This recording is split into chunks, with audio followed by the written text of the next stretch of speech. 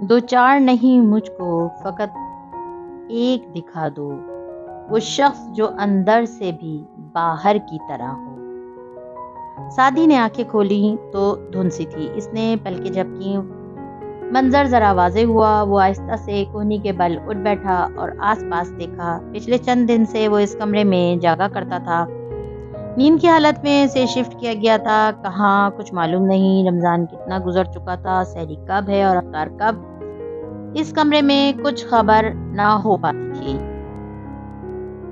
وہ ایک سادہ بیڈ روم تھا، دیواریں سینڈ کلر میں پینٹ شدہ تھیں، دروازے سفید تھے، ایک سنگل بیڈ تھا جس پہ وہ لیٹا تھا، 7 ملحقہ باتھ روم اور کچھ نہیں سوائے سائڈ ٹیبل پہ رکھے اس قرآن اور جائے نماز کے، یا پھر ایک کاؤچ کے جس پہ دن کا اکثر حصہ میری این جی او آ کر بیٹھ جاتی تھی۔ اس وقت وہ وہاں نہیں تھی، بلکہ دروازہ کھول کر ڈاکٹر مایا اندر آ رہی تھی۔ اس کے ساتھ ایک نرس بھی تھا۔ سعدی نے نظر اٹھا کر دیکھا، کھلے دروازے کے پار گارڈز کھڑے تھے، آگے شاید ٹی وی لاؤنج تھا، اتنا ہی نظر آیا اور پھر دروازہ بند ہو گیا۔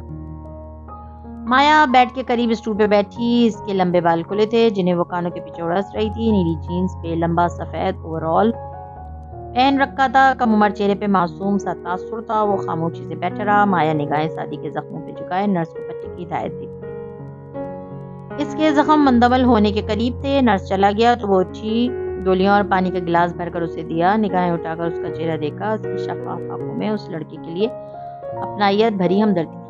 پی لو، تم روزہ نہیں رکھ سکتے، دوا دینی پڑتی ہے، مسٹر کاردار کا حکم نہیں ہے، میرا ہے۔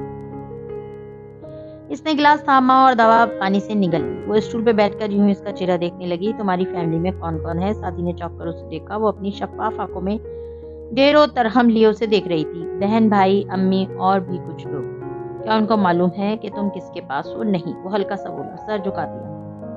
میں اپنے باپ کی وجہ سے مجبور ہوں، وہ مقروض ہیں ہاشم کاردار کے، اور میں اسی نوکری پہ مجبور ہوں، ورنہ اس کی آواز میں سرگوشی سنائی دی۔ اب اس کی آواز سرگوشی میں بدل رہی تھی، وہ آہستہ بول رہی تھی۔ تبھی ایک دم دروازہ کھلا، مایا کرنٹ کھا کر پیچھے ہوئی۔ سعدی نے بھی چونک کر دیکھا، میری اندر داخل ہو رہی تھی اور اسے کچھ کھٹکا تھا۔ تم ابھی تک کیوں بیٹھی ہو؟ مایا ذرا گھبرا کر اٹھی، صاف ظاہر تھا وہ میری کے روب میں تھی۔ میں اس سے طبیعت پوچھ رہی تھی، وہ ڈر گئی تھی۔ میری نے گھور کر اسے دیکھا، تمہیں اس سے مخاطب ہونے کی اجازت نہیں ہے، باہر جاؤ۔ مایا فوراً سے باہر نکل گئی تو میری اس کے قریب آئی، سلگتی نظروں سے اسے گھورا۔ وہ کیا پوچھ رہی تھی؟ یہی کہ میری فیملی میں کون کون ہے۔ میری چند لمحے بے بسی بھرے غصے سے اسے دیکھتی رہی، پھر اس نے زوردار تھپڑ سعدی کے منہ پہ مارا۔ اس کا پورا دماغ گھوم گیا، دنیا چکرا کر رہ گئی۔ دوسری طرف وہ گرنے لگا اور ابھی سنبھل ہی نہ پایا تھا کہ وہ جھکا اور اسے گردن سے دبوچ کر سامنے کیا۔ میں زندگی میں تمہیں پہلی اور آخری نصیحت کر رہی ہوں سعدی یوسف خان، مایا اچھی ہے، بہت اچھی، لیکن اگر تم نے اس کو استعمال کرنے کی کوشش کی تو تمہارا بہت برا حال ہوگا۔ ہاشم تمہاری جان لے گا۔ جھٹکے سے اس کی گردن چھوڑی، سعدی کا پورا سر چکرا کر رہ گیا۔ میں نے کچھ نہیں کہا اسے، اگر کسی مرد نے مارا ہوتا تو وہ وضاحت کرتا، مگر وہ میری، لیکن میری سنے بغیر ہی تیزی سے باہر مایا کے پیچھے لپکی تھی۔ وہ مجھ کو قتل کر کے کہتے ہیں، مانتا ہی نہ تھا، یہ کیا کہیے۔ انیکسی دھوپ میں جھلس رہی تھی۔ جب وہ کسی کام سے گھر آیا اور سیدھا اوپر اپنے کمرے کا دروازہ کھولا تو دیکھا کھڑکیاں کھلی تھیں، روشنی اندر آ رہی تھی۔ زمر اسٹڈیو میں بیٹھی مچھی گال تلے رکھے کچھ سوچے جا رہی تھی۔ سامنے سعدی کا لیپ ٹاپ کھلا پڑا تھا، وہ رات والے لباس میں تھی، بال بھی گول مول بندے تھے، صبح سے باہر نہیں نکلی تھی، پیر کا انگوٹھا اس روز سے آج تک پچی میں بند تھا۔ وہ اسے نظر انداز کرتے الماری کی طرف بڑھ گیا۔ کیا تم نے میری پکچرز دیکھی؟ اس کے سوال پہ وہ رکا اور وہ پلٹا تو چہرہ سامنے آیا، اس پہ تعجب تھا۔ زمر کچھ یہ بیچ رہی کیا؟ جب میں اس ریسٹورانٹ میں زخمی بڑکی اور تمہاری بیوی بھی، تو کیا تم نے اس منظر کی پکچرز لی تھی؟ اس نے بڑے ٹھنڈے انداز میں پوچھا۔ مڑی بھی نہیں، فارس کے ابرو تن گئے، آنکھوں میں سختی در آئی۔ آپ جواب میں کیا سننا چاہتی ہیں؟ کیا بات آپ کو خوش کرے گی؟ بتائیے، میں کہہ دیتا ہوں۔ زمر نے جواب نہیں دیا، چپ بیٹھی رہی۔ وہ بھی پلٹ گیا، الماری سے چند کاغذات نکالے اور پٹ زور سے مار کر بند کیا، پھر تیز سے باہر نکل گیا۔ وہ پھر سے اسکرین پہ وہی تصویریں نکال کر دیکھنے لگی جو سعدی کے لیپ ٹاپ میں تھی۔ یہ وہی تصاویر تھی جو سعدی نے ہاشم کے لاکر سے نکالی تھی اس رات جب شیرو نے اپنے اغوا کا ناٹک رچایا۔ سعدی کے سامان، اس کے ٹیبلٹ اور اس کے لیپ ٹاپ میں سوائے ان تصاویر کے کچھ بھی ایسا نہ ملا جو اس کے کسی دشمن کی خبر کر سکتا۔ بلا آخر زمر نے موبائل اٹھایا اور احمد کے نام میسج لکھا، احمد شفیع کیا ہم مل سکتے ہیں؟ جو اب چند لمحے بعد آ گیا تھا، پہلے بولیے پلیز، ساتھ ہی زبان نکالتا ہے اسمائلی۔ وہ ہلکا سا مسکرائی، 1 گھنٹے میں ریسٹورانٹ پہنچ جائیے اس سے پہلے کہ میں اپنا ارادہ بدل دوں، اور موبائل پر ڈال دیا۔ آدھے گھنٹے بعد زمر تیار ہو کر بال آدھے کیچر میں باندھے پرس کونے پہ ٹکائے باہر نکلی تو پرسکون لگ رہی تھی۔ کار کی طرف بڑھتے اس نے دیکھا سامنے سبزہ پہ مسز کاردار کے کمرے کے آخری برآمدے میں جواہرات اور ندرت بیٹھی تھیں۔ کئی دن سے جواہرات سے ملاقات نہیں ہوئی، سو ادھر جا بیٹھی تھی۔ جواہرات نے مسکرا کر ہاتھ ہلایا، زمر نے مسکرا کر سر کو خم دیا اور کار میں بیٹھی۔ پھر ان کی نظروں کے سامنے کار زن سے آگے گزر گئی تو جواہرات نے ندرت کی طرف چہرہ موڑا۔ ایسا لگتا ہے زمر فارس کے ساتھ خوش نہیں ہے۔ ندرت جو اسی طرف دیکھ رہی تھی چونک کر جواہرات کو دیکھا، نہیں وہ دونوں ٹھیک ہیں، ذرا سنبھل کر بولی، میں اس لیے کہہ رہی ہوں کیونکہ مجھے ان دونوں کی فکر ہے۔ نئے شادی شدہ جوڑے ایسے ایک دوسرے سے کٹے نہیں رہتے جیسے یہ دونوں رہتے ہیں۔ شادی کی وجہ سے ایسا ہے، وہ بس اتنا کہہ پائی، آنکھوں میں ڈھیروں تکان اتری۔ میرا نہیں خیال کہ صرف شادی کی وجہ سے ایسا ہے، اگر شادی آ گیا تو کیا یہ دونوں ایک دم سے ٹھیک ہو جائیں گے؟ ندرت خاموش رہی، یقیناً یہ باتیں آپ کے ذہن میں بھی گھوم رہی ہوں گی ندرت، مگر ظاہر ہے آپ یہ فارس سے کہہ نہیں سکتی کیونکہ آپ اس کے گھر میں رہ رہی ہیں۔ مسکراتے ہوئے نرمی سے وہ کہہ رہی تھی، مگر کبھی کبھی انسان کو اپنے چھوٹوں کو ٹوک دینا چاہیے، اس میں انہی کا فائدہ ہے۔ ندرت نے ایک گہری سانس اندر اتاری، نہیں مسز کاردار، میاں بیوی کے معاملے میں ہمیں نہیں بولنا چاہیے، ایک دوسرے کو الزام دینے سے صرف گھر کا ماحول خراب ہوتا ہے، اور پھر یہ گھر تو میرے ابو اور بھائی کا ہے، میرا اپنا ہی ہوا، اس لیے مجھے سب کا سوچنا چاہیے۔ اپنے ازلی گھریلو اور سادہ سے انداز میں وہ کہتی گئیں۔ جواہرات کو بات پسند نہیں آئی مگر خاموش رہی۔ وہ اٹھی تو فیونا آئی، ایک ننھا سا باکس اور خط کا لفافہ سامنے کیا۔ کوئی ڈرائیور آتا ہے، آپ کے لیے دے گیا تھا، کہہ رہا تھا اوپر نام لکھا ہے، کہہ کر وہ پلٹ گئی۔ جواہرات نے باکس کھولا، اندر میرون مخمل میں ایک ہیرو سے جمللاتا بریسلیٹ رکھا تھا۔ اس نے 2 انگلیوں میں بریسلیٹ نکال کر دیکھا، پھر کارڈ کھولا، اس پہ فارسی میں لکھا تھا، من الماس ارا با ملکہ دادم جے الماس ارا ملکہ مغرور ہارون عبید۔ میں نے پیش کیا ملکہ کو ایک ہیرا، کیونکہ ہیرے ملکہ کو مزید مغرور بناتے ہیں۔ ہارون عبید اور اس کی ایرانی ماں کا فارسی ٹچ۔ وہ اس کارڈ کو دیکھ کر بے نیازی سے مسکرائی۔ سو اتنے سال بعد ہارون عبید اسی شہر میں واپس آ ہی گئے۔ کوئی عجیب سا احساس تھا جو اسے خوبصورت اور سنگ دل ملکہ کو اپنی لپیٹ میں لے رہا تھا، اور یہ احساس یقیناً ناخوشگوار نہیں تھا۔ من الماس رابا ملکہ دادم، اس نے مسکراتے ہوئے دہرایا۔ میرا بھولا ہوا پیمان وفا مر رہیں گے اگر اب یاد آئے۔ ریسٹورانٹ پہ افطار بفے کی تیاریاں زور و شور سے جاری تھیں، ملازموں کی بھاگ دوڑ لگی تھی۔ ایسے میں اوپری پورشن لاک کر کے زمر نیچے آ بیٹھی اور اس وقت اس کے سامنے ہنستا مسکراتا احمر بیٹھا۔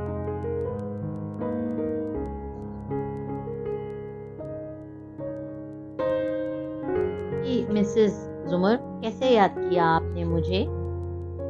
وہ ٹانگ پٹانگ جمائے گنگرالی لٹ انگلی پہ لپیٹتی بولی، مجھے آپ کی سروسز درکار ہیں، یعنی آپ مجھے ہائر کرنا چاہتی ہیں؟ گڈ، ذرا سا مسکرایا، پہلے مجھے آپ کی ماہرانہ رائے چاہیے، خالص غیر جانبدارانہ رائے۔ شور، ویسے میری کنسلٹنسی فیس 5000 روپے ہے، مگر چونکہ آپ غازی کی وائف ہیں تو آپ سے میں ذرا سوچنے کی ادا کرے گی 5000 ہی لوں گی، شاید سے مسکرایا۔ زمر نے پرس سے ایک گلابی نوٹ نکال کر سامنے رکھا، ایک غیر جانبدار اور سمجھدار انسان کی حیثیت سے آپ میم، جب آپ اتنی عزت کرتی ہیں تو مجھے لگتا ہے ابھی بے عزتی ہونے والی ہے۔ اس نے نوٹ والٹ میں رکھتے ہوئے کہا، احمد شفیع، میں سنجیدہ ہوں، اور وہ واقعی سنجیدہ تھے، صرف ایک لمحے لگا احمد کو سیدھا ہونے۔ پوچھیے اب کہ وہ سنجیدہ نظر آ رہا تھا۔ آپ ایک سینسیبل اور ذہین انسان ہیں، کرمنل بھی رہ چکے ہیں اور ایک پیدائشی فراڈ بھی ہیں، مطلب کہ تجربہ کار ہیں، اس لیے اپنی پوری ایمانداری سے بتائیے کہ آپ کی رائے میں کیا فارس غازی نے اپنے بھائی اور بیوی کو قتل کیا تھا؟ ایمانداری سے بتاؤں، زمر نے اس بات میں گردن ہلائی، جی میرے خیال میں اس نے بالکل یہ دونوں قتل کیے تھے۔ زمر ذرا سا مسکرائی، واو، میرا خیال تھا صاحب السجن بہترین دوست ہوتے ہیں۔ مسز عمر، آپ نے مجھ سے میری دیانت دارانہ رائے مانگی تھی، میں نے دے دی۔ غازی کو خود بھی علم ہے کہ مجھے اس کی بے گناہی کا یقین نہیں۔ وہ اب مکمل سنجیدہ تھا، مکمل پروفیشنل۔ آپ کو کیوں یقین نہیں؟ آپ تو اس کے دوست ہیں۔ دوست ہوں، اندھا نہیں ہوں۔ غازی کے خلاف جتنے ثبوت ہیں وہ اتنے ٹھوس، اتنی مضبوط گواہیاں ہیں کہ ایسا ممکن نہیں کہ کوئی اس حد تک جائے آپ کو پھنسانے کے لیے۔ اگر اس کا کوئی سرعام کل دشمن ہوتا تو پھر میں مان لیتا، مگر فی الحال میرے خیال میں اس نے یہ قتل کیے ہیں۔ آپ کے برعکس میں اسے مارجن دے سکتا ہوں، اس کی بیوی اور بھائی اس کو دھوکہ دے رہے تھے، اس کے پاس اور کوئی راستہ نہیں۔ میرے خیال میں بھی ایسا ہی ہے۔ اس نے واقعی وہ قتل کیے تھے اور مجھ پہ گولی چلائی تھی؟ چند لمحوں کی خاموشی چھائی رہی۔ مسز عمر، آپ نے یقیناً مجھ سے اب اگلا سوال پوچھنا ہے، کیونکہ صرف ایک سوال کے لیے تو آپ مجھے بلائیں گی نہیں۔ سو یاد رکھیے اس کے 5000 الگ تھے۔ شیور اس نے دوسرا گلابی نوٹ نکالا اور سامنے رکھا، پھر سادی کے لیپ ٹاپ کو قریب کیا، چند بٹن دبائے اور پھر بولی، مجھے یہ چند تصاویر ملی ہیں اور ساتھ میں اس کال کی آڈیو جو فارس نے مجھے کی تھی، یہ دونوں ایک ہی وقت میں کاپی کی گئی ہیں، آج سے 1.5 سال پہلے۔ یہ تصویریں مجھے اور زرتاشا کو گولی مار دینے کے بعد کی ہیں۔ زمر نے لیپ ٹاپ کا رخ اس کی طرف موڑا۔ احمد سنجیدگی سے اسکرین کی طرف متوجہ ہوا، مگر تصاویر دیکھ کر اس کے لب کھل گئے، آنکھیں صدمے اور تعجب سے پھیلی۔ پھر اس نے خود ہی اسکرین فولڈ کر دی۔ زمر بظاہر نارمل پرسکون اس کو دیکھ رہی تھی۔ آئی ایم سوری، میں غلط ہو سکتی ہوں اپنی جانبداری کی وجہ سے، مگر آپ بتائیے۔ وہ ٹھہری۔ آپ کے خیال میں کیا فارس یہ پکچر لے سکتا ہے؟ احمد کا سر نفی میں ہلا۔ کبھی نہیں۔ کیوں؟ وہ مرڈرر ہو سکتا ہے، مانسٹر نہیں۔ اور یہ تصویریں؟ اس نے نفی میں سر ہلایا۔ دیکھیے، آنر کلنگ ہوتی ہی ان 2 لوگوں کو اپنی زندگی سے مٹانے کے لیے ہے۔ یہ ہاٹ بلڈڈ مرڈر ہوتا ہے، مگر ایسی تصویریں یہ تو کولڈ بلڈڈ مرڈر پہ لی جاتی ہیں، جن میں آپ کے اپنے شکار کے ساتھ کوئی جذباتی وابستگی نہیں ہوتی، نہ محبت نہ نفرت۔ وہ آپ کے لیے صرف آپ کی مہارت کا ثبوت ہوتا ہے۔ آپ سمجھ رہی ہیں نا کہ میں کیا کہہ رہا ہوں؟ زمر نے اسبات میں سر ہلایا۔ بالکل، کیونکہ میرا بھی یہی خیال ہے۔ میں فارس کے بارے میں ہر بات پہ یقین کر سکتی ہوں، مگر وہ اس حد تک نہیں جا سکتا، وہ یہ نہیں کر سکتا۔ اس نے پٹی میں بندے انگوٹھے کو جوتے سے مسلا۔ میز کی چمکتی سطح میں اپنا عکس نظر آیا تو وائٹ گولڈ کی نچ چمکی، مگر اس ننھے الماس ہیرے والی لونگ جیسی چمک نہ تھی اس میں۔ احمد چند لمحوں کے لیے خاموش ہو گیا۔ ریسٹورانٹ میں لوگوں کی چہل پہل سے وہ دونوں کٹ چکے تھے۔ مسز عمر، آپ کو کچھ اور بھی چاہیے شاید مجھ سے؟ زمر نے ہلکی سی گردن ہلائی۔ مجھے ایک قابل اعتماد انویسٹیگیٹر چاہیے، اور مجھے پتا ہے کہ آپ اپنے کام میں مہارت رکھتے ہیں۔ میں چاہتی ہوں آپ مجھے پتا کر کے دیں کہ یہ تصویریں ہوٹل کے کس کمرے سے لی گئی ہیں، کس نے لی ہیں، اور سادی کو یہ کہاں سے ملی۔ مجھے لگتا ہے وہاں کوئی اور بھی تھا، یہ فارس نہیں ہے تو پھر کون ہے؟ ہو سکتا ہے اس شخص کا سادی کی گمشدگی میں ہاتھ ہو۔ فارس کے دشمن ہیں اور سادی کو اسی کے دشمنوں نے غائب کروایا۔ شیور، میں پتہ لگانے کی کوشش کرتا ہوں، اور آپ کو کہنے کی ضرورت نہیں، یہ میرے اور آپ کے درمیان رہے گا۔ فارس؟ زمر کچھ کہتے کہتے چپ ہو گئی۔ احمد نے غور سے اسے دیکھا۔ جی؟ آپ کا کبھی کسی غصہ ور آدمی سے واسطہ پڑا ہے احمد؟ جی، میرے ابو بہت غصہ ور تھے، اس لیے تو میں اتنا سویٹ ہوں۔ غصہ ور آدمی پتہ ہے کیسا ہوتا ہے؟ اسے جلد غصہ چڑھتا ہے، پھر وہ نہیں دیکھتا کہ آگے کون ہے، بس اسے رگے دیتا ہے، پھر غصہ ٹھنڈا ہوتا ہے تو معافی مانگتا ہے، دوبارہ کبھی غصہ نہ کرنے کا وعدہ کرتا ہے، کچھ دن بعد پھر وہی حرکت کرتا ہے۔ مگر فارس، وہ ایک طرف ایک غصیلا انسان مشہور ہے، مگر کوئی چیز اڈاپٹ نہیں ہوتی۔ اس کی پرسنالٹی اسکیچ میں کچھ غلط ہے۔ وہ جیل میں کیسا تھا؟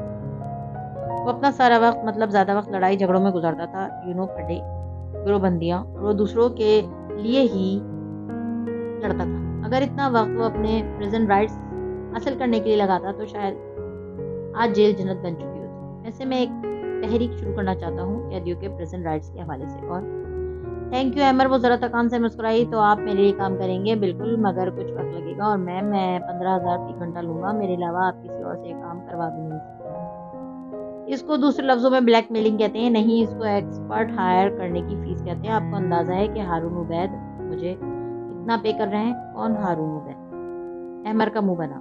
آپ اتنے مشہور سیاستدان کو نہیں جانتی؟ میں نہیں مان سکتا۔ اچھا، وہ ہارون عبید، انہوں نے تو ایک اسکینڈل کے بعد فارن منسٹری سے استعفیٰ دے دیا تھا۔ آپ کہاں سے آ گئے؟ ہمارے سیاستدان یہ کچھ عرصہ ہائبرنائٹ کرتے ہیں، پھر دوبارہ میدان میں آ جاتے ہیں، اور اپنا امیج درست کرنے کے لیے ان کو ہمارے جیسے کنسلٹنٹس کی ضرورت ہوتی ہے۔ اب دیکھیے گا 3 ماہ کی میڈیا کیمپین کے بعد میں ان کو کیسے مشہور کرتا ہوں۔ زمر نے ہاتھ اٹھا کر اس کی چلتی زبان کو روکا۔ میں قائل ہو گئی آپ کی فیس کے لیے، مگر میرا کام ہونا چاہیے۔ شیور مسکراتے ہوئے اٹھ کھڑا ہوا۔ بالآخر زمر یوسف کو کچھ سکون ملا۔ بجھ گئی شمع حرم، باب کلیسا نہ کھلا، کھل گئے زخم کے لب، تیرا دریچہ نہ کھلا۔ جب زمر گھر آئیں تو کمرے میں وہ صوفے پہ ٹانگ پہ ٹانگ جمائے بیٹھا، گھٹنے پہ رکھے لیپ ٹاپ پہ کام کر رہا تھا۔ آرٹ پہ بھی نظر انداز کرتا کام کرتا رہا۔ کل میں جاؤں گی ڈاکٹر توقیر سے ملنے، جیسے کہ ہم نے ڈیسائیڈ کیا تھا۔ وہ پرس اور فائل سائڈ ٹیبل پہ رکھ کر بولی تھی، ابھی کچھ دن ٹھہر جائیں۔ زمر نے تعجب سے اسے دیکھا۔ فارس نیاز بیگ والے واقعے کو 8 دن گزر چکے ہیں، ہم مزید کتنا انتظار کریں گے؟ اگر تب تک سادی نہ رہا تو وہ لوگ اسے نہیں ماریں گے، اگر مارنا ہوتا تو اوٹی میں مار دیتے، یہ آپ نے ہی کہا تھا۔ وہ ٹائپ کر رہا تھا، مگر جو مقصد انہیں اس سے چاہیے وہ پورا ہو گیا تو وہ اسے زندہ کیوں رکھیں گے؟ وہ ایک سائنسدان ہے، ایک حساس ادارے کا سائنسدان، وہ اس سے ہر ممکن کام لیں گے، اور چند دن کی تو بات کر رہا ہوں میں، آگے آپ کا ہی فیصلہ ہوگا۔ وہ تیکھی نظروں سے اسے دیکھنے لگی۔ میرا نہیں خیال کہ اب فیصلے میں کر رہی ہوں، فی الحال تو تم ڈیسائیڈ کر رہے ہو کہ کیا کرنا ہے اور کیا نہیں۔ فارس نے ایک نظر اٹھا کر اسے دیکھا۔ پتہ نہیں آپ کیا بولے جا رہی ہیں، میں اس لیے کہہ رہا تھا کہ ڈاکٹر توقیر دبئی میں ہے، ذرا دونوں میاں بیوی آ جائیں، پھر ہم ان کو دیکھ لیں گے۔ دونوں میاں بیوی؟ اس کی بیوی کا کیا ذکر؟ وہ فارس غازی کی ٹائپ کردہ انگلیاں تھمی، ایک دم رک کر اس نے زمر کو دیکھا۔ میرا مطلب تھا ہم دونوں۔ نہیں، تمہارا یہ مطلب نہیں تھا۔ وہ سامنے کھڑی چپتی ہوئی نظروں سے اسے دیکھ رہی تھی۔ اس نے اس کی بیوی کا ذکر کیوں کیا؟ زمر، میں سارے دن کا تھکا ہوا آیا ہوں، کیا اس وقت میرا دماغ خراب کرنا ضروری ہے؟ ایک دم غصے سے اکتا کر اٹھا اور لیپ ٹاپ اٹھائے باہر نکل گیا۔ وہ آنکھیں سکیڑ کر اسے جاتے دیکھتی رہی، پھر مڑی تو دیکھا صوفے پہ اس کا والٹ پڑا تھا۔ زمر نے چند لمحے سوچا، پھر والٹ اٹھایا، اندر جا کر اس پہ پیسے تھے، چند ایک وزٹنگ کارڈز اور ATM کارڈز، اور اس نے وہی نکالا۔ اوپر جعلی حروف میں لکھا تھا فارس طہیر غازی۔ فارس طہیر غازی؟ وہ بڑبڑائی، مجھے تو اس کا پورا نام بھی نہیں معلوم تھا۔ کارڈ باکس رکھ کر اس نے والٹ وہیں ڈال دیا۔ پھر وہ بیڈ پہ بیٹھی اور سینڈل اتارتے ہوئے سوچنے لگی، مجھے اس میں کوئی شک نہیں کہ وہ ایک قاتل ہے، اس میں بھی کوئی شک نہیں کہ وہ سادی کے ساتھ مخلص ہے، مگر اس کے علاوہ میں کیا جانتی ہوں فارس کے بارے میں؟ ایک کم گو غصہ ور اور پراسرار شخص، مگر اس سے ہٹ کر فارس غازی کون ہے؟ وہ سوچ میں گم بیٹھی رہی۔ پھر ایک دم وہ اٹھی نیچے آئی تو فارس نہیں تھا، بیرونی برآمدے سے آواز دے رہی تھی۔ وہ ندرت کے ساتھ باہر بیٹھا تھا۔ زمر دبے قدموں سے چلتی بیسمنٹ کی سیڑھیاں اترنے لگی۔ نیچے خانے میں اندھیرا تھا، اس نے ایک ہی بتی جلائی تو وسیع کمرہ نیم اندھیر ہو گیا۔ وہاں کونے میں ایک چھوٹے سے کمرے کا دروازہ تھا، جیسے کوئی اسٹور وغیرہ ہو۔ فارس نے اس کو شادی کی پہلی رات بتا دیا تھا کہ بیسمنٹ کی چابی وہ اس کو نہیں دے رہا۔ ادھر زرتاشا کی چیزیں پڑی ہیں، پھر جب ہونا لوگ ادھر آ کر رہنے لگے تو سامان رکھنے کے لیے اس نے بیسمنٹ کھول دی، مگر یہ کمرہ زمر اس کے بند دروازے کے سامنے آ کر ٹھہری۔ اس کی چابی اب بھی اس نے کسی کو نہیں دی تھی۔ کیا رکھتا تھا وہ اس میں؟ اکثر وہ اسے بیسمنٹ سے اوپر آتے دیکھتی تھی، بار بار اس کے کمرے میں جانے کی کیا ضرورت پڑتی تھی؟ زمر نے اس کمرے کا لاک گھمایا، وہ مقفل تھا، ذرا دھکا دیا۔ بے سود، آپ ادھر کیا کر رہی ہیں؟ آواز تھی کہ سور۔ وہ کرنٹ کھا کر پلٹی۔ نیم اندھیرے میں وہ سیڑھیاں اترتا دکھائی دے رہا تھا، چہرے پہ سستی تھی، آنکھوں میں برہمی۔ تہخانے میں اس رات عجیب سی پراسراریت بکھری تھی۔ زمر 2 قدم پیچھے ہٹی، کمر دیوار سے جا لگی۔ وہ قدم قدم چلتا اس طرف آ رہا تھا۔ میں زمر نے تھوک نکلا۔ سابق ڈسٹرکٹ پروسیکیوٹر کے سارے الفاظ اس اندھیرے کمرے میں کھو گئے تھے۔ میں سادی کی چیزیں دیکھنے آئی تھی۔ وہ اس کے عین سامنے آ رکا، چپتی نظریں اس کی آنکھوں پہ گاڑی۔ سادی کی چیزیں یا میری؟ ایک قدم مزید قریب آیا۔ اس کا دل زور زور سے دھڑکنے لگا، مگر بظاہر گردن کڑک کر کے بولی، میں جو بھی کروں تم سے مطلب، اور سر جھٹک کر ساتھ سے گزر کر جا کھڑی ہو گئی کہ فارس نے اسے دونوں کونیوں سے پکڑ کر ایک جھٹکے سے واپس دیوار سے لگایا۔ میں نے آپ کو منع کیا تھا ادھر آنے سے، چبا چبا کر اس کو گھورتے بولا تو زمر کی رنگت زرد پڑنے لگی۔ منع کیا تھا یا نہیں؟ کیا کیا تھا؟ اس کے الفاظ اٹکے۔ جنگل کی وہ رات اور اس کا سحر غائب ہو گیا تھا۔ وہ پھر سے اس ریسٹورانٹ میں تھی اور وہ اسے کال پہ کہہ رہا تھا وہ بدصورت اور خوفناک باتیں جو اسے کبھی نہیں بھولی تھی۔ ایک اس دن اسے فارس سے ڈر لگا تھا اور ایک آج رات اسے ڈر لگ رہا تھا۔ تو پھر شرافت کی زبان آپ کے اس الٹے دماغ میں کیوں سمجھ میں نہیں آتی؟ ہاں، غصے سے بولا تو زمر کی اس پہ جمی آنکھوں میں گویا سانس روکنے کی کیفیت سمونے لگی، مگر وہ کمزور نہیں پڑنا چاہتی تھی۔ ہاں ٹھیک ہے، میں دیکھنے آئی تھی تمہاری چیزیں، پھر کیا کر لو گے تم؟ میں تم سے نہیں ڈرتی۔ اچھا، بند کر کے چلا جاؤں آپ کو اسی کمرے میں 2-4 دن کے لیے؟ ڈرتی تو نہیں ہے نا آپ؟ اسے کونی سے پکڑے، جھٹکا سا دیا۔ مجھے مین ہینڈل مت کرو۔ بدقت اس نے اپنے بازو چھڑانے چاہے، مگر بے سود۔ میری بات کان کھول کر سنیں زمر بیوی۔ پرتپش نظروں سے اسے دیکھتے وہ چبا چبا کر بولا، میں جتنا آپ کا لحاظ کرتا ہوں اتنی آپ بڑھتی جاتی ہیں۔ کسی دن مجھ سے واقعی آپ اپنا قتل کروا کے رہیں گی، اس لیے آئندہ اگر میں نے کبھی آپ کو اپنی چیزوں کے قریب میں پٹکتے دیکھ لیا نا تو دیکھیے گا کہ کیا حال کرتا ہوں آپ کا۔ ابھی جانتی نہیں ہیں آپ مجھے۔ جھٹکے سے اسے چھوڑا اور وہ ایک لمحے کے لیے رکا بھی نہیں، اور وہ تیزی سے بھاگتی سیڑھیاں اوپر چڑھتی گئی۔ ابا اور سہم کے کمرے سے ملا کر اسٹڈی روم میں آ کر اس نے دروازہ لاک کر لیا، پھر گہرے گہرے سانس لیتے اس دروازے سے کچھ ٹکائے، آنکھیں بند کیے۔ کتنی دیر کھڑی رہی؟ تمہیں اس سے شادی ہی نہیں کرنی چاہیے تھی زمر، اب اٹھ دو۔ عادت کے برخلاف اس نے خود کو ملامت کیا۔ کتنی دیر؟ پھر وہ ادھر ہی کھڑی رہی۔ یہ تو طے تھا کل تک وہ واپس کمرے میں نہیں جائے گی۔ آج دوسری دفعہ اسے فارس سے ڈر لگا تھا۔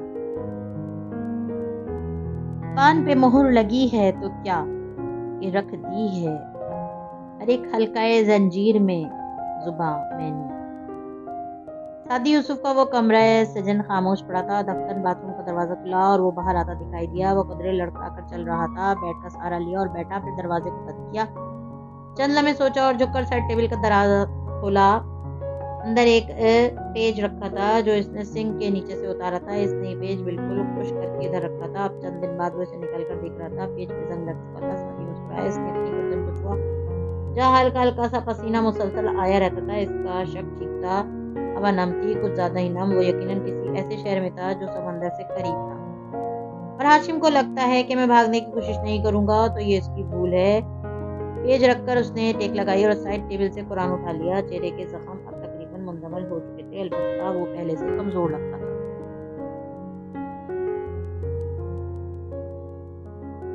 آج کون سا روزہ ہے کچھ نہیں معلوم، وہ کتنے سپارے پڑے گا کوئی حساب نہیں۔ کبھی دل چاہتا تو پڑھتا جاتا، کبھی اتنا بیزار اور اداس ہوتا کہ دو دن تک قرآن نہ کھولتا۔ سب اس وقت کیا کر رہے ہوں گے؟ امی چھوٹے باغیچے والے گھر میں افطاری بنا رہی ہوں گی، کبھی ماموں اور پھپھو بھی آ جایا کرتے ہوں گے، اور ابا تو امی اور ہونا کے ساتھ رہتے ہوں گے۔ اس نے بھٹکتے ذہن کو قرآن کے صفحات میں مرکوز کرنا چاہا۔ میں پناہ مانگتا ہوں اللہ کی دھتکارے ہوئے شیطان سے۔ طاؤس پڑھ کر اس نے سورہ نمل وہیں سے کھولی جہاں سے اس روز چھوڑی تھی۔ اور بے شک ہم نے دیا داؤد اور سلیمان کو علم۔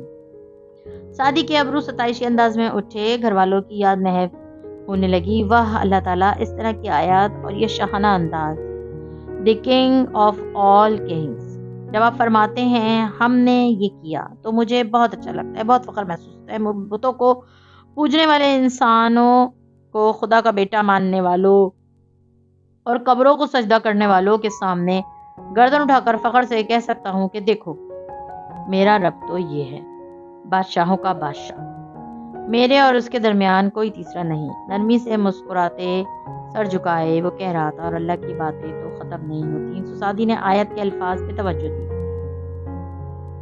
ہم نے دیا داؤد اور سلیمان کو علم، اور ان دونوں نے کہا سب تعریف اللہ کے لیے ہے جس نے فضیلت دی ہم کو بہت سے مومن بندوں کے اوپر۔ اس نے رک کر ذرا سوچا، کتنی امیزنگ بات ہے اللہ تعالیٰ۔ اکثر ہماری فیملیز میں کئی بچوں میں سے ایک یا دو بہت لائق نکلتے ہیں، ماں باپ اپنی تربیت پہ چاہتے ہیں اور وہ بچے اپنی ذہانت میں، مگر آپ کہتے ہیں کہ جیسے داؤد علیہ السلام کے 19 بیٹوں میں سے صرف ایک سلیمان علیہ السلام کو آپ نے خاص علم عطا کیا، ویسے ہی ہر ایک کو مجھے بھی علم آپ ہی نے دیا، عمل بھی آپ دیتے ہیں۔ اگر ماں باپ دیتے تو ساری اولاد کو دے دیتے، مگر باقی اولاد کو بھی آپ نے ضرور کچھ اور عطا کیا ہوتا ہے۔ پتہ ہے اللہ تعالیٰ، لوگ مجھ سے اکثر پوچھتے ہیں سعدی تمہیں اتنا اچھا قرآن کس نے سکھایا؟ میں کہتا ہوں میرے رب نے سکھایا۔ آپ اسی سے علم کے لیے دعا کریں، وہ آپ کو مجھ سے بھی اچھا قرآن سکھائے گا۔ قید خانے کا وہ کمرہ اس تپتی دوپہر میں بھی کھلے پہاڑی مقام کی طرح ٹھنڈا ہو گیا تھا۔ سعدی ارد گرد سب کچھ بھلائے بس ان الفاظ کو پڑھ رہا تھا، اور وارث ہوئے سلیمان داؤد کے، اور کہا سلیمان نے کہ اے لوگوں، ہم سکھائے گئے ہیں پرندوں کی بولیاں اور ہمیں عطا کی گئی ہے ہر چیز، بے شک یہ وہ فضل ہے جو روشن نمایاں ہے۔ گھورالے بارے والے لڑکے کی مسکراہٹ گہری ہوئی، اور فلمی اداکاروں، سیاسی لیڈرز اور ایسے تمام لوگ جن کی وجہ شہرت وہ کام ہے جو اللہ کو نہیں پسند، ان سب کی پرستش کرنے والے پرستاروں کے سامنے میں گردن اٹھا کر کہہ سکتا ہوں کہ دیکھو میرے آبا تو یہ لوگ ہیں جو انبیاء ہیں، جو اتنی شان سے بات کرتے ہیں، انہیں اللہ نے کیا کیا نہیں عطا کیا، اور انہوں نے اپنا علم روک کر نہیں رکھا، بخل نہیں کیا، نعمتوں کا اعتراف کیا، اور یہی شکر ہوتا ہے۔ اور ہم لوگ اس کی مسکراہٹ اداسی میں بدلی۔ ہمیں تو ذرا سا ہنر آ جائے، ہم کسی کو بتاتے نہیں کہ کہیں وہ ہم سے اچھا نہ کر لے۔ اتنا تنگ دل کیوں ہے اللہ تعالیٰ؟ میں اس وقت سکینت اتری تھی، ٹھنڈی میٹھی سی چھایا۔ وہ سر جھکائے آگے بڑھنے لگا، اور اکٹھے کیے گئے سلیمان کے لیے ان کے لشکر جنوں میں سے اور انسانوں میں سے اور پرندوں میں سے تو وہ پورے ضبط میں رکھے گئے تھے۔ سعدی نے آنکھیں بند کر کے یاد کرنا چاہا، اللہ تعالیٰ ضبط کے لیے جو الفاظ آپ نے استعمال کیا ہے وضع، اس کے اصلی لغوی مطلب کیا تھا بھلا؟ کچھ دماغ میں آج کل سست رہتا تھا، سو ذرا دیر سے یاد آیا، ہاں فوج کو ترتیب بار حصوں میں رکھنا۔ ایک دوسرا مطلب بھی تھا، ذرا ذہن پہ زور دیا، شاید روکنا اور منع کرنا۔ سو بات یہ ہے اللہ تعالیٰ آنکھیں کھول کر وہ ذرا سکون سے اپنی بات سمجھانے لگے کہ جنوں اور پرندوں کو تو رہنے دیں، صرف انسانوں پہ حکمرانی کرنے کے لیے، اپنا راج قائم رکھنے کے لیے، بھلے وہ گھر کا ہو یا کسی ادارے کا یا پورے ملک کا، ڈسپلن سب سے زیادہ ضروری ہے۔ اور جب اس ڈسپلن کو بھی ڈسپلن کرنا چاہیے، نہ زیادہ روک ٹوک ہو نہ کم، خیر پھر کیا ہوا؟ بتیرے بار پڑھی سورہ ہر دفعہ نہیں لگتی، سو دلچسپی سے اگلی آیت کی طرف آیا، یہاں تک کہ وہ سلیمان علیہ السلام جب آئے چوٹیوں کی ایک وادی تک، وہ ہلکا سا مسکرائے، چوٹیاں اسے کتنی پسند تھی تو کہنے لگے اے ملکہ چوٹیے یا ایھا النمل، اے چوٹیوں اپنے گھروں میں داخل ہو جاؤ، یہ نہ ہو کہ بے خبری میں سلیمان اور اس کے لشکری تمہیں رون ڈالیں۔ ارے واہ، آج کی آیت اتنی ریگل آ رہی ہے اللہ تعالیٰ، میں تو خود کو ایک قیدی محسوس ہی نہیں کر رہا، پہلے آپ پھر سلیمان علیہ السلام پھر چوٹیاں، ہر کسی کی اپنی شان ہے۔ اس نے کھلے دل سے سراہا، اب یہ چوٹی نہ ڈری نہ گھبرائی نہ بھاگی، اس نے پہلے باقی سب کا سوچا، وہ ملکہ تھی، اس نے اپنی جماعت کی خیر خواہی چاہی، مگر وہ ذہین بھی تھی، اس کو معاملہ ڈیل کرنا آتا تھا، شور نہیں مچایا، پورے وقار اور بردباری اور تحمل سے چوٹیوں کو مخاطب کر کے اندر جانے کا کہا، پھر بڑے لوگوں کی بڑی باتیں ہوتی ہیں، اس نے بھی چھوٹی حرکت نہیں کی، بڑا دل رکھا، اچھا گمان کیا کہ اگر بالفرض سلیمان کا لشکر تمہیں روندے بھی تو بے خبری میں ایسا ہوگا، آپ سے اونچے اور بڑے لوگ عادتاً آپ کو روند کر نکل جاتے ہیں، اپنی حفاظت آپ کو خود کرنی ہوتی ہے، اللہ پتہ ہے کیا میری ٹیچر کہتی تھی، نمل ذہین فیمیلز کی سورہ ہے، اس میں ایک چوٹی ہے جو چوٹی ہو کر بھی ملکہ ہے، اور اس میں ایک ملکہ ہے، ملکہ بلقیس، ملکہ سبا، وہ ملکہ ہو کر بھی ایک چوٹی ہے، دیکھا جائے تو ساری عورتیں ایسی ہی ہوتی ہیں، وہ کسی کے لیے ملکہ اور کسی کے لیے چوٹی ہوتی ہیں۔ کسی ٹھنڈی چھایا والے کمرے میں بیٹھا وہ لڑکا اداسی سے مسکراتے ہوئے بولے جا رہا تھا جب دروازہ کھلا، سعدی نے چوک کر سر اٹھایا، مایا اندر داخل ہوئی تو اس کی آنکھوں میں بے پناہ حزن تھا، وہ اس کے کندھے کے قریب آ کر کھڑی ہوئی، قرآن اس کے ہاتھ سے لے کر سائڈ ٹیبل پہ دھرا، آنکھیں بند کی، اپنے جسم پہ سلیب کا نشان بنایا، خداوند یسوع مسیح مجھے معاف کرنا، پھر آنکھیں کھولیں اور اس کی متعجب نظروں سے نگاہیں ملائے بغیر ایک انجیکشن اس کے بازو میں پیوست کیا، وہ ابھی سوال بھی نہیں کر سکا تھا کہ سوئی چبھی، اور پھر ایک دم ساری دنیا ساکن ہوتی گئی، منظر دھندلا تا، پھر واضح ہوتا، پھر دھندلاتا، وہ ہل بھی نہ سکا، اس کا جسم سن ہو چکا تھا، مایا نے اسے لٹایا کروٹ کے بل یوں کہ اس کا چہرہ دروازے کی طرف تھا، وہ دونوں بازو اسی سے گھرے ہوئے تھے، چہرہ شوق اور ساکن تھا، جیسے وہ بت بن گیا ہو، مگر آنکھیں سب دیکھ رہی تھی۔ مایا سر جھکائے باہر نکلی اور کھلے دروازے سے سعدی کی بے جان آنکھوں نے دیکھا کہ وہ ایک تھری پیس نفیس سوٹ میں ملبوس وجہ اور اسمارٹ سا آدمی اندر داخل ہوا ہے، اس کے بال جیل لگا کر پیچھے سیٹ تھے، کلائی کی گھڑی، چمکتے بوٹ، سب کچھ دیکھ سکتا تھا، کرسی لا کر رکھی کسی نے اور وہ سعدی کے قریب بیٹھا، ٹانگ پر ٹانگ جمائی، شان انداز میں کرسی کی پشت پر بازو پھیلایا، ہیلو اگین سعدی، ہاشم کی آواز بھاری ہو کر اس کی سماعتوں سے ٹکرا رہی تھی، وہ بنا پلک جھپکے نیم مردہ سا پڑا اسے دیکھے گیا۔ کیسے ہو تم؟ او آئی ایم سوری، اس انجیکشن کے لیے، چند گھنٹوں میں تم ٹھیک ہو جاؤ گے، میں تم سے ڈرتا نہیں ہوں، بس یہ نہیں چاہتا کہ تم مجھ پہ حملہ کرو اور تمہارے زخم ادھڑیں، مجھے تمہاری فکر ہے بچے، اور میرا خیال ہے کہ تمہاری فکر صرف مجھے ہی ہے، تبھی تو عید سے کچھ دن پہلے میں اسپیشل تمہارے پاس آیا ہوں، تمہارا عید کا تحفہ لے کر۔ آواز پورے کمرے میں گونج رہی تھی، وہ ٹانگ پہ ٹانگ جمائے بیٹھا، انگلی سے تھوڑی مسلتے کہہ رہا تھا، کیا تم میرا شکریہ ادا نہیں کرنا چاہو گے؟ میں نے تمہاری جان بچائی کیونکہ میں سعدی، میں تمہیں بہت پسند کرتا ہوں، اس لیے میں نے سوچا کہ ایک اتنے ذہین اور قابل سائنسدان کو ضائع کیوں ہونے دوں؟ دیکھو میں نے تمہیں ایک اچھی آفر دی تھی کہ میرے لیے کام کرو، مگر تم نے جواب میں کیا کیا؟ تم نے میرے بھائی کو گالی دی، مگر میں تمہارا ہر قصور معاف کر رہا ہوں، آج سے ہم نئی شروعات کریں گے۔ سعدی اسی طرح بے جان مردہ سا خالی آنکھوں اور مفلوج بدن کے ساتھ اسے دیکھے گیا، وہ اب جیب سے ایک بڑا پیکٹ نکال رہا تھا، مگر اس سے پہلے تمہارا عید کا تحفہ، پیکٹ سے اس نے ایک لارج فوٹوگراف نکالا، تمہیں معلوم ہے تمہاری فیملی شفٹ ہو گئی ہے، گیس کرو کدھر؟ میرے گھر کی انیکسی میں، تم نے کہا تھا کہ میں ان سے دور رہوں مگر وہ خود قریب آ گئے ہیں۔ سعدی کی مفلوج آنکھوں میں سرخی سی بڑھنے لگی، مگر وہ ہل نہیں سکتا تھا۔ ہاشم نے تصویر سے سامنے کی، لون کا منظر، سارا اور ذکیہ خالہ کے ساتھ افطار کی میز پہ، ہاشم امل اور نور کو پیار کر رہا تھا، یہ تصویریں اس دن اس کے حکم پہ فیونا نے لی تھی۔ دیکھو تمہاری باس بھی عرصے بعد تمہارے گھر آ گئی، میں بھی کچھ دیر بیٹھا ان کے ساتھ، وہ سب یوں بات کر رہے تھے جیسے تم مر چکے ہو۔ مفلوج پڑے سعدی کا دل مفلوج نہیں تھا، وہ بری طرح ڈوبا تھا۔ سارا خالہ نے کسی کو نہیں بتایا۔ ہاشم نے تصویر اچھال دی، وہ سعدی سے ٹکرا کر فرش پہ گری، اس نے دوسری تصویر سامنے کی، رات کا منظر، انیکسی کے سامنے کھڑے بات کرتے شیرو اور زمر۔ معاف کرنا مگر کہیں یہ تمہاری ڈیئر زمر تو نہیں جو اس وقت شیرو سے اتنے دوستانہ انداز میں بات کر رہی ہیں، شیرو وہی ہے نا جس نے تم پہ گولی چلائی تھی؟ مگر زمر اور فارس کو فکر نہیں ہے اس بات کی۔ ویسے بھی نیاز بیگ نامی کرائے کا گنڈا پکڑا جا چکا ہے اور اس نے تمہارے قتل کا اعتراف بھی کر لیا۔ اب سب تمہیں رو کر چپ بھی ہو گئے ہیں۔ اوہ ہاں، زمر کی جاب چلی گئی اور آج کل وہ بھی اپنی جاب کے لیے فارس کی طرح مصروف ہے۔ تصویر بیوی کی طرح سامنے پھینکی اور ایک اور تصویر نکالی ہے۔ نیکسی کے بیرونی زینے پہ خاموش اور اداس بیٹھی ہوئی تمہاری بہن، بس وہی اکیلی رہ گئی ہے۔ مگر فکر مت کرو، مجھے اندازہ ہے کہ تمہاری بہن کو مجھ پہ سیکرٹ قسم کا کرش ہے۔ سو ہم اچھے دوست بن گئے ہیں، وہ کہہ رہا تھا، اور سعدی کی آنکھوں میں سرخ خراشیں ابھر رہی تھی۔ اس نے پورا زور لگا کر اٹھنے کی کوشش کی مگر جسم ہلنے سے قاصر تھا۔ کیا مرنا ایسا ہوتا ہے؟ اب وہ بیچاری بچی مجھے دن رات میسج کرتی ہے اور تمہیں پتہ ہے میں اب کیا کروں گا؟ کسی رات جب فارس گھر نہیں ہوگا تو میں اسے اپنے پاس بلاؤں گا، جو بھی بہانہ کروں گا وہ معصوم بچی مان لے گی۔ تمہیں پتہ ہے نا میرا کمرہ اس کے کتنے قریب ہے، سو میں کوشش کروں گا کہ اس ایونٹ کی بھی تصویریں لوں، مگر تمہیں برا لگے گا، اس لیے اگر تم چاہتے ہو کہ میں ایسا نہ کروں تو آج سے ہم نئی شروعات کریں گے۔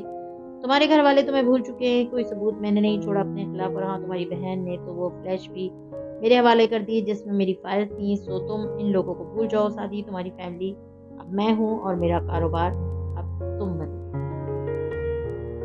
وہ قدم اٹھا کر قدم قدم چلتا اس کے قریب آ کھڑا ہوا۔ میں نے تمہیں اس لیے بچایا کیونکہ مجھے تم اچھے لگتے ہو، لیکن تم پہ اتنی انویسٹمنٹ میں مفت میں نہیں کر رہا، اس لیے آج سے تم میرے لیے کام کرو گے۔ اگر تم نے ایسا نہ کیا تو تمہاری بہن کے ساتھ کیا کر سکتا ہوں؟ ایکچولی مجھے واضح کرنے کی ضرورت نہیں۔ کہیں کوئی بزر سی بجی تھی۔ سعدی کی مفلوج آنکھوں نے دیکھا، وہ جیب سے سیل فون نکال رہا تھا، پھر مسکرایا۔ نائس ٹائمنگ، پاکستان سے ہے اور وہ بھی تمہاری بہن کا۔ میں اس سے بات کرتا ہوں جب تک تم میری بات پہ غور کرو۔ پھر فون کان سے لگایا اور خوشگوار سے انداز میں بولا، ہیلو حنین، کیسی ہو؟ اسپیکر آن کر دیا۔ کمرے میں حنین کی آواز گونجی، میں ٹھیک ہوں، آپ باہر گئے ہوئے ہیں؟ میں انڈیا ہوں، ایک پرانے دوست سے ملنے۔ مفلوج لیٹے سعدی کا تنفس تیز ہونے لگا، اس کی آنکھیں پانی سے بھرنے لگیں۔ اچھا، وہ مجھے پوچھنا تھا، وہ اجلت میں لگ رہی تھی، آپ نے وہ فلیش کھول لی؟ ارے ہاں، وہ خاور نے کھول ہی لی، شکریہ، تمہاری وجہ سے میرے اتنے قیمتی ڈاکومنٹس محفوظ رہے۔ دوسری طرف خاموشی چھا گئی۔ کون سے ڈاکومنٹس تھے اندر؟ میرے آفس کی فائل تھی۔ وہ پھر چپ ہوئی۔ آپ مجھے وہ فلیش واپس کرتے ہیں؟ وہ بھائی کی چیز تھی، میں اسے بھائی کی یاد کے طور پہ رکھنا چاہتی ہوں۔ اوہ، وہ رکا۔ اچھا، میں تمہیں پرنٹ شدہ ڈاکومنٹس بھجوا دوں گا واپس آ کر، یا پھر ذرا رکا، تم کسی دن آ کر میرے کمرے سے لے جانا۔ نے کروٹ لے کر چہرہ دیکھا، ایک آنسو اس کی ساکت آنکھ سے ٹپک کر تکیے میں جا گرا تھا۔ ہاشم باہر نکل گیا اور پیچھے کمرے میں قبر سی خاموشی چھا گئی۔ کیا مرنا ایسا ہوتا ہے؟ وہ یہیں سے لوٹ جائیں جنہیں سر عزیز ہیں، ہم سر پھرو کے ساتھ کوئی سر پھرا چلے، اور ہزاروں میل دور اسلام آباد کے اس مضافاتی علاقے میں قصر کی نیکسی کے بیسمنٹ میں کھڑی حنین نے ہاشم کی کال کاٹی تو اس کے چہرے پہ شدید ملال چھایا تھا۔ تو اب آپ مجھ سے بھی جھوٹ بولنے لگ گئے ہیں ہاشم، وہ بڑبڑائی۔ آپ نے وہ فلیش کھولی نہیں، یا پھینک دی، یا کسی کو دے دی؟ اگر کھولتے تو دیکھ لیتے کہ اس میں میرے 2 کورین ڈرامے تھے جو میں نے اسی رات لاک کر کے آپ کے لیے تیار رکھے تھے، کیونکہ میں آپ کو بتانے کی غلطی کر چکی تھی اور اب ناراض نہیں کر سکتی تھی، مگر آپ نے مجھ سے جھوٹ بول دیا۔ سر جھٹکا اور پھر اپنے سامان سے اس نے علیشا کے نیکلس کے ساتھ رکھی سفید فلیش ڈرائیو نکالی جو سعدی نے اس کو دی۔ آپ کو تو اس ڈرائیو کا رنگ بھی پتہ نہیں تھا، تو یہ آپ کی کیسے ہوئی؟ اتنا جھوٹ! اس کا دل بری طرح دکھا۔ محبت ایک طرف، لیکن میں بھائی کی چیز آپ کو نہیں دے سکتی تھی۔ اس نے باکس بند کیا اور فلیش کے لیے اوپر زینہ چڑھ دیا۔ آخر دیکھو تو صحیح، اس میں اتنا کیا خاص ہے جو سعدی اور ہاشم دونوں اس کو حاصل کرنا چاہیے۔ کچھ دیر بعد وہ لیپ ٹاپ کھولے لاؤنج میں بیٹھی تھی، فلیش لگا رکھی تھی اور اس پروگرام کو سمجھنے کی کوشش کر رہی تھی جس کے ذریعے ان ڈاکومنٹس کو مکفل کیا گیا تھا۔ تبھی زمر سیڑھیاں اتر کر نیچے آئی۔ میں بیسمنٹ میں جا رہی ہوں نا، فارس آئے تو اسے بتا دینا کہ نیچے تہ خانے میں جو اسٹور روم بنا ہے اس کا لاک توڑوایا ہے میں نے آج۔ اطلاع دے کر وہ نیچے چلی گئی۔ ہنا نے بے دھیانی سے اس کی بات سنی۔ ذرا دیر بعد ہی فارس گھر میں داخل ہوا تو اسے لیپ ٹاپ پہ کام کرتے دیکھا۔ تمہارے ہاتھ میں کمپیوٹر؟ خیریت؟ دروازہ لاک کرتے اس نے ایک چٹی نگاہ گھر پر ڈالی جو رات کی خاموشی میں ڈوبا تھا۔ جی، اور پپو نیچے آپ کے اسٹور روم تک گئی ہیں، اس کا لاک توڑوایا تھا آج انہوں نے۔ وہ الجھی بیٹھی تھی، بے توجہی سے بتایا، اور فارس قاضی کا دماغ ایک دم گھوم کر رہ گیا۔ پھر تیزی سے سیڑھیوں کی طرف لپکا، سبک رفتاری سے زینے پھلانگتا نیچے آیا تو وسیع تہ خانہ تاریک پڑا تھا۔ کونے والے کمرے کا دروازہ بند تھا اور وہ اسی دروازے سے کمر ٹکائے سینے پہ بازو لپیٹے کھڑی تھی، منتظر۔ وہ غصے سے سرخ چہرہ لیے جارحانہ انداز میں اس کی طرف بڑھا۔ اس کی اجازت سے آپ نے اس کمرے کا لاک توڑوایا؟ منع کر کے گیا تھا نا میں کہ غضبناک ہو کر اس کی آنکھوں میں دیکھتا وہ غراتے ہوئے قریب آیا کہ دفتن رکا. زمر بس ٹھنڈی ہو کر آنکھوں سے اسے دیکھ رہی تھی. اتنا کیوں ڈر گئے ہو؟ میں نے تو ہونا سے مذاق کیا تھا. فارس نے بے اختیار دروازے کو دیکھا. وہ لاک تھا. اس نے گہری سانس لی. وہ اس کو اکسا رہی تھی. کیا چاہتی ہیں آپ؟ پلیز اپنا غصہ مجھ پہ ضائع مت کرنا، کیونکہ نہ میں تم سے ڈرتی ہوں اور نہ میں کبھی اس کمرے کا لاک کرواؤں گی، بلکہ تم مجھے خود یہ کمرہ کھول کر دکھاؤ گے. ٹھنڈے انداز میں وہ کہہ رہی تھی. اور تم مجھے خود بتاؤ گے کہ تم اس میں کیا رکھتے ہو، سارا دن کیا کرتے ہو، تم 4 سال سے کیا کرتے رہے ہو. تم ہمیشہ کہیں جا رہے ہوتے ہو، کہیں سے آ رہے ہوتے ہو. تم سے شادی سے پہلے میں نے اس ریسٹوران میں آ کر تم سے صرف سچ بولا تھا. دشمنی اپنی جگہ، دیانتداری اپنی جگہ. اب سچ بولنے کی باری تمہاری ہے. وہ کچھ دیر لب نیچے برہمی سے اسے دیکھتا رہا. ڈرتا نہیں ہوں آپ سے، صرف اس لیے اپنی چیزیں الگ رکھتا ہوں کیونکہ اگر آپ دیکھیں گی تو میرے ساتھ کام نہیں کریں گی. زمر 2 قدم آگے آئی. تیکھی نظریں اس کی آنکھوں پہ گاڑی. فارس، جیسے ہم نے نیاز بیگ کو گھیرا ویسے ہی سلمت شاہ کو بھی گھیر لیتے، اور آہستہ آہستہ شادی کے ہر ایک مجرم کو. مجھے کم از کم شادی کے معاملے میں تم پہ اعتبار ہے، لیکن میں صرف اتنا جاننا چاہتی ہوں کہ فارس طہیر غازی کون ہے. کم از کم مجھے معلوم ہونا چاہیے کہ میں کس کے ساتھ کام کرتے ہیں. فارس نے گہری سانس لی اور پھر جیب سے چابیوں کا گچھا نکالتا اس کمرے کے دروازے تک آیا اور ایک چابی لاک میں گھمائی اور پھر دروازہ کھول دیا.